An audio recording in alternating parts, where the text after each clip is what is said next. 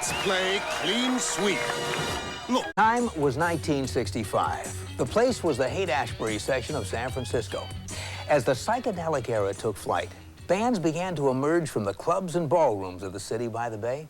There was the Grateful Dead, Quicksilver Messenger Service, and the band whose personal history has been as turbulent as the times in which they lived.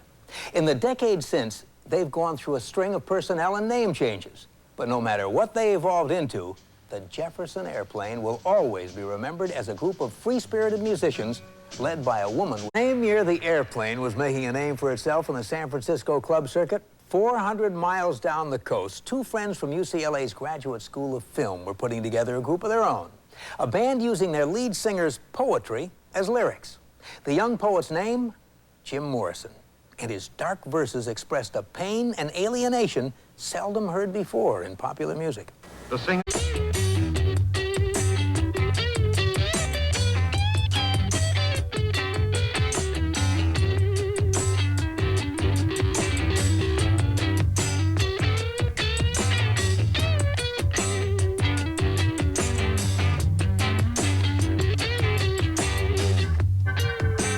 The 60s remain an era that's gone but not forgotten. 10 years that have come to influence the rest of the century. Many of today's musical trends were first made popular back then. Jim Morrison wore his black leather outfits and conjured up dark images of the occult long before heavy metal became popular. And our next group, formed in London back in 1964, favored the high decibel sound, the sound synonymous with today's heavy metal bands. The Who's dynamic stage performances made them the often angry voice of their generation.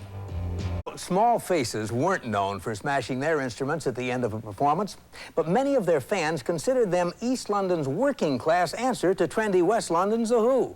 They had a big hit in 1968 with Itchy Coo Park. It may have been literary, but their music was hard-driving rock and roll that sounds as good today as it did back in 1968 when they recorded this unforgettable hit, Magic Carpet Ride. Steppenwolf's lead singer, John Kay, was rarely seen in public without his trademark sunglasses. But you know, even with that rebel image, he typified the social consciousness of the time by running for a seat on the Los Angeles City Council. He didn't win, by the way. Our next group, Blue Cheer, only ran together for a few years, but their first album, Vincebus Eruptum, has become a cult classic. Here is Blue Cheer with Summertime Blues. One of the most popular of those bands was Cream, a British supergroup formed in 1966 by drummer Ginger Baker, bassist Jack Bruce, and Mr. Slowhand himself, guitarist Eric Clapton. Cream made popular the long instrumental solos that became a fixture of rock acts for years to come. Here's their classic from 1968, Sunshine of Your Love. And Heat got their start at the famous Monterey Pop Festival in Monterey, California in 1967. They appeared on the same bill as a young rock guitarist named Jimi Hendrix. Will return in a purple haze after this. When he stepped on the stage of the Monterey Pop Festival in 1967, even though Jimi Hendrix had already had two hits, Hey Joe and Purple Haze, in Europe, American audiences were unaware of his talents. It was Paul McCartney who brought Hendrix to Monterey, and Jimmy's one-of-a-kind guitar style made him an instant legend. Hendrix remains a cult figure of enormous stature to this day. Back then, he disliked the showy side of show business and considered himself more a musician than a rock star. So, Jimmy, why'd you... Tragically, Jimi Hendrix died in 1970 at the age of 27. 16 days later, Janis Joplin was dead. Like Hendrix, Janis captured the attention of the world at the Monterey Pop Festival. Her gutsy vocals stopped the show, and her brilliant career was off and running. Here she is, doing what Janis did best, trying just a little bit harder. Sharon?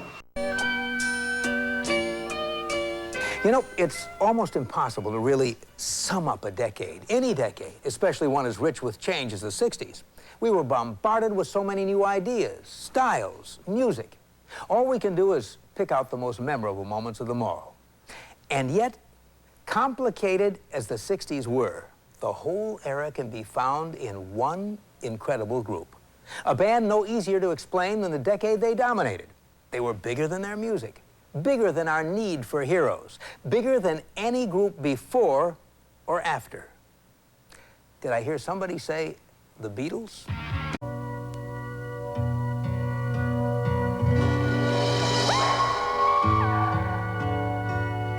Looking back on the 60s now, we see them as a time of learning. The world seemed to wake up in those 10 years, and it was the young who had sounded the alarm. There will be other unforgettable decades in the future, but a decade like the 60s is something that comes along only once in a lifetime. The tunnel is dark and mysterious, but at the end is a gold mine, a rock and roll gold mine. And the treasure is ours to share.